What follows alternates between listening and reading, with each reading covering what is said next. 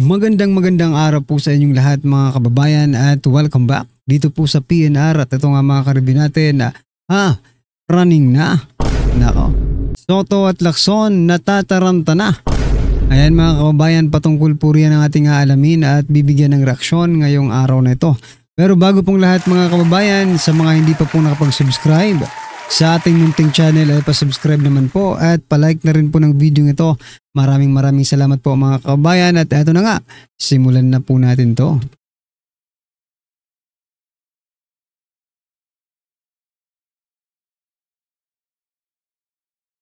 So yan mga karibin natin, bago po natin muling i-play ang video ito, pasadahan po muna natin ang mga nagtitrending na mga balita dito po sa mundo ng social media at eto nga, mukhang naprapraning na. Ayan o. Ito po yung ito yung original post no. Teka lang. Sabi po dito, napapraning. Ayan mga kababayan.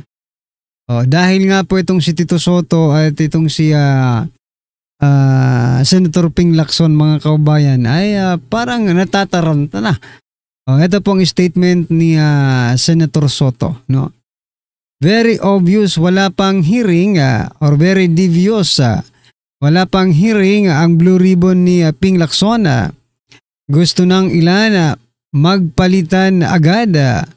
What are they so afraid of? Yan mga kababayan. Isa lang po ang kinatatakot ng lahat. Kahit hindi pa man po nagsisimula ang hearing ni Senator Ping Lacson dyan po sa Blue Ribbon Committee ni dating Senator Rodante Marcoleta, no? Ang kinatatakutan po, maybe kasi ito po ang opinion ko or masasabi ko dyan, no? Ang kinatatakutan po ay baka hindi magkaroon ng patas, no? Na pag-iimbestiga, di ba? Baka magkaroon ng hindi patas na pag-iimbestiga kasi kayo po ay mga tag dito. Mga tauhan po kayo ni President Bongbong Marcos Jr. Di ba? I mean, you are under the alyansa, no? Paras kayong alyansa ni Senator Ping Lacson Soto. So baka magkaroon lang ng takipan, something like that, no? Yun po ang kinatatakot at baka hindi matukoy talaga kung sino yung puno, yung ugat ng maanumalyang flood control projects na ito. Kasi sinabi na nga sinabi na po ng mga diskaya na yung pangalan ng dalawa, si Speaker at si Saldico. Pero pinagtatanggol nyo no? Si Soto sinasabi baka inedit lang or baka inedit yung affidavit nung diskaya. Di ba? Sino ang hindi matatakot diyan? Mukhang iba na ang inyong ang ihip ng hangin. Simula po nang kayo pong naging Senate President at napalitan si Blue Ribbon Chairperson Rodante Marcoleta. Hindi ba? Nag-iba po ang ihip ng hangin Biglang teka lang. Parang ang lumalabas ngayon, hindi na kayo hindi nyo na pinagkakatiwalaan yung mga diskaya. Di ba? Parang lumalabas ngayon, no? Ay wag niyong banggitin si Romualdez at si Saldico. Ang banggitin niyo po ay ang Duterte. Ito naman po ang naging statement. Pinagtatanggol nila yung isa no? Ito si Soto, pinagtatanggol si Ping Lacson. Tapos ito naman si Ping Lacson, pinagtatanggol naman si Soto. Kaya nga parang naprapraning po yung yung caption ng nag-post nito Sabi niya po dito, no? Sabi po ni Lacson, malevolent and underhanded, foul and desperate. Kung may song na achy breaky hearts, eto naman, fakey breaking news. Nako. Ito po mga kababayan yung patungkol sa pagpapalit o rigodon dyan sa Senado. Kasi ang ating mga kababayan gusto na agad palitan itong si Senate President Soto ni Senator Alan Peter Cayetano. Kaya ito po yung naging pahayag, no, ni Senator Ping Lacson. So nagkakamutan sila, pinagtatanggol nilang isa't isa ni Soto, di ba? Ano pong inyong masasabi diyan, mga kabayan? I-comment nyo na lang. At ito, pasadahan muna natin ang balitang ito. Sabi po dito sa balita, "We want you out now." Nako, we want you out now. Retired AFP, PNP officers at iba pa, pinabababa sa pwesto Sir Romualdez. Ano po ang inyong masasabi dyan? Usap-usapan ng isang open letter na nakapost sa social media na humihikayat kay Leyte 1st District Representative at House Speaker Martin Romualdez na bumaba na sa kanyang pwesto sa House of Representatives. Yan, Ito nga, mga karibin natin, isipin nyo, si former Senate President Jesus Escudero nga, napabagsak nila. Kahit walang ginagawang ganyan, di ba? Pero etong si Romualdez, mga kababayan, klarong-klaro na ayaw pa rin patalsikin sa pwesto. Kapit pa rin toko sa pwesto, no? Pero kung kayo ang tatanungin, mga kababayan, do you agree, no, with the retired AFP and PNP officers na dapat nang mag-resign or dapat na bumaba sa pwesto itong si Speaker Martin Romualdez? 100% po ang ating suporta dyan, mga kababayan. Diba? Kayo po, mga karibin natin, no? Kayo po, sumusuporta po ba kayo dyan sa panawagan ng retired AFP at PNP officers? Nako, syempre, sasang-ayon kayo kasi nakikita nyo naman ang mga nangyayari ngayon, di ba? Pero hindi ko po kayo pipiliting sumang-ayon, Baka sakaling dito po sa ating channel ay meron ding nagmamahal kay Romualdez, di ba? Ito pa, mga kababayan, si Saldico naman po ang ating pag-usapan. Si Saldico, naka-partner in crime ni Romualdez. Sabi naman po dito, Saldico hindi confident sa Independent Commission dahil sa paratang ni Magalong. May ebidensya may ebidensya po si Mayor Magalong at it is not accusation lang. It is accusation based on evidence, di ba? It does not give me confidence that this independent body will conduct a fair and unbiased investigation given that the investigation has not started but Mayor Magalong is already giving a statement to the media to the subject and my alleged involvement based on rumors and hearsays. Nako. Hindi po rumors yan. Teka lang.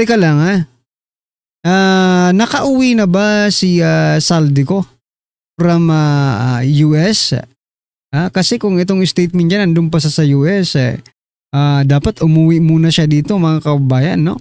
Para sagutin itong kanyang mga dapat sagutin sa bayan.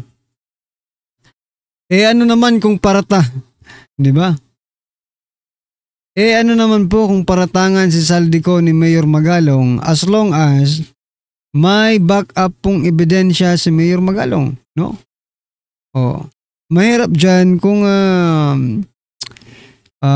panay lang ng name dropping si Mayor Magalong tapos walang ebidensya. Pero sabi niya, handa siya, no? May dala siyang bala. Diyan sa mga investigasyon niya. Ibig sabihin, mayroon po siyang mga ebidensya, mga kababayan. So, it is not just rumors and hearsay, Saldico. It is based on evidence. Alright? Ito na, mga kababayan, pakinggan po natin to at bigyan po natin ng reaksyon. Ito na po. Ito ang nakakagimbal na balita na trending at pinag-uusapan ngayon sa mundo ng social media. Huwag kang feeling untouchable dahil hindi sa lahat ng panahon mananatili ka dyan sa iyong pwesto at tandaan mo na kung anumang kapangyarihan ang meron ka ngayon ay may hangganan. Ito nga ang matinding sigaw ng marami sa ating mga kababayan matapos na tila basagin na ang kanyang katahimikan at tila bumaligtad na si Senate Temporary Ping Lacson matapos nitong sampalin ng katotohanan at kahihiyan ang liderato ng Senado na si Senate President Tito Soto matapos anya itong maliitin ang kakayahan ng kapwa nito senador lalong-lalo na ang mga miyembro ng mga minority bloc. Gaano kaya ito katotoo? Ating alamin. Pero bago tayo magpatuloy, kung bago ka pa lang sa aking channel ay huwag mo nang kalimutang mag-like, comment at mag-subscribe para lagi kang updated sa mga susunod nating video. Bagong Senate Pro Tempore Senator Ping Lacson tila harapang sinuplak at sinampal ng katotohanan at pinayuha sa harap ng media itong si Senator Tito Soto matapos ang ginawa nitong pagtrato sa ilang miyembro ng minority bloc na tila ba sunod-sunuran na lamang kanya ito sa lahat ng utos ng House Speaker na si Martin Romualdez. Ayon pa nga sa balita, matapos maupo bilang bagong Senate President si Tito Soto, pinaalalahanan siya ni Senator Ping Lacson na huwag maliitin ang siyam na senador sa minority bloc dahil posibleng siya rin ang maharap sa kaparehong kapalaran ng kanyang pinalitang si Senator Chis Escudero. Anong masasabi nyo dito mga kababayan? At narito, panoorin pa natin ang buong video. Sabi ko kay Senate President, sabi ko, 15 tayo, siyam sila. Huwag mong mineusin yung 9. And ang attitude ni Senate President, ito na pag-usapan natin. Huwag natin baliwalain kasi mga kapwa senador yan. Tratuhin natin sila, ikaw, kasi you are the Senate President of the entire Senate, of all the 23 other senators. Dapat yan, and he agreed, ganyan naman talaga yung attitude niya, no? Na hindi po pwedeng Senate President ka lang na majority. Pero ito pa yung isang, with a warning, manipis yung 15 against 9. Baka bukas makalawa, ikaw naman yung kinuko. Kaya yung naging biruan nga dyan, wag mong kukunin majority leader si Joel Villanueva kasi 2 beses ng majority leader yan na nakuko yung kanyang Senate President. Pero so doon sa Aminado naman siya eh. Kaya ito si Senator Alan Peter, gusto niya i-volunteer na mag-majority leader si Joel. Senate President Tito. Pero so doon sa naging complaint These are kahapon. light moments lang ito. Pero doon sa naging complaint ng minority, doon sa naging decision tungkol kay Bryce, sa tingin nyo, doon napakita rin yung mahusay na leadership ni Tito Soto na ang naging ending, pinalipat sa Pasay City Jail. Yes, parang sabihin natin Solomonic, ano? Pero temporary yun eh. Kasi pag-uusapan nga namin, after ng hearing sa Thursday, or even Yun doon daw pinakita yung pagiging magaling na leader ni Soto. Tinawagan nga lang ni speaker eh. Nag-request po si speaker na ipunta sa kamera. Ayaw naman ni Soto kasi para hindi na magkahiyaan mga kabayan, no? Kasi mapapahiya po si speaker pag in-stay pa rin dyan sa Senado, no? Kaya nilagay na lang po nila sa PNP custodial. Di ba? Yun ba ang magaling mga kabayan? Nagpapa-apekto ka dyan kay Speaker Martin Romualdez. Dapat may paninindigan ang Senado. Ngayon, ibabalik na naman nila sa Senate mga kabayan si Bryce. Di anong nangyari? 'Di ba? Wala. Parang ano lang, parang pinagbigyan mo lang yung kumpare mo, 'di ba? Kung kumpare man, no? For example, 'di ba? Pinagbigyan mo lang si Speaker Martin Romualdez sa kanyang request. Pero dahil nga masyadong halata kung ibibigay mo sa kamera, sige, ilagay na lang muna natin sa PNP custodial. Yan. Pero yan, pumutak pumiyok ang ibang senador na dapat, lalo na itong si Senator Rolante Marcoleta, na dapat dito na sa Senate. Diba? Diyan na po nila ikulong sa Senado sapagkat meron naman po silang security. Kasi ang lalabas daw mga kabayan kapag hindi nila ikinulong sa Senado, ang lalabas ay parang walang tiwala na. Na kulong pa sa Senado sapagkat hindi na safe kung sa kanila, di ba? Before, kung hiramin siya ng House, ang recommendation ko nga is diretso na lang dito sa Senate. Mas mainam na rin dito. At least, wala na tayong gastos na gasolina pag may hearing. May escort pa. Mas mainam nang nandito kasi meron naman kaming facility rito. Sir, and then yung pagkakasangkot po ng dalawang kasamahan ninyo dun sa issue ng flood control scandal, how will that affect the credibility of the Blue Ribbon hearing going forward? Credibility? I don't think so. Wala pa naman tayo dun eh. Kasi bagong labas lang yun. Newly discovered, ano yun, di ba? Sa testimonya. At wala pa rin sa Blue Ribbon yun. Sa house yun eh. Kung may re-record din dito, yung ganong aligasyon, ipupurso namin yun. Nasabi ko na nga kanina, ang attitude ko lagi, wag tayo magtakip kasi mawawala ng credibility yung ating ginagawa investigation. How do you handle that kung may kasamahan po kayo? Ba, nandun sila, nagtatanong sila, nandun yung nag-aakusa sa kanila? Blindfold approach. If you know what I mean.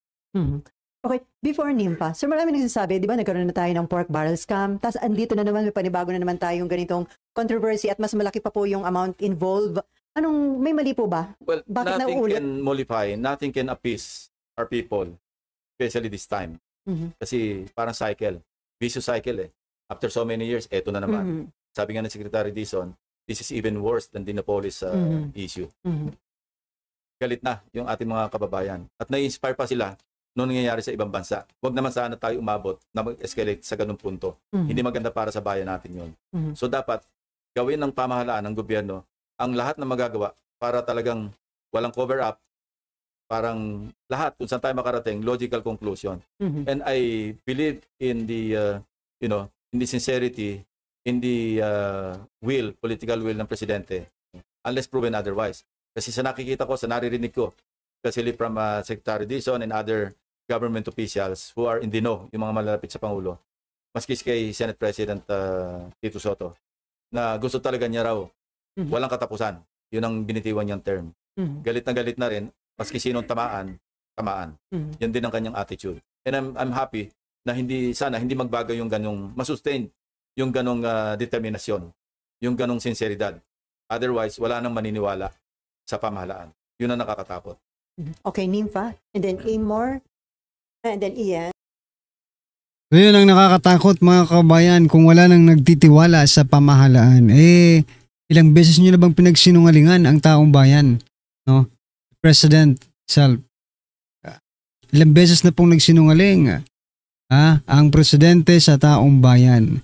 So, malamang sa malamang, hindi na po talaga nagtitiwala ang taong bayan not unless kung gawin talaga nila yung sinasabi nila.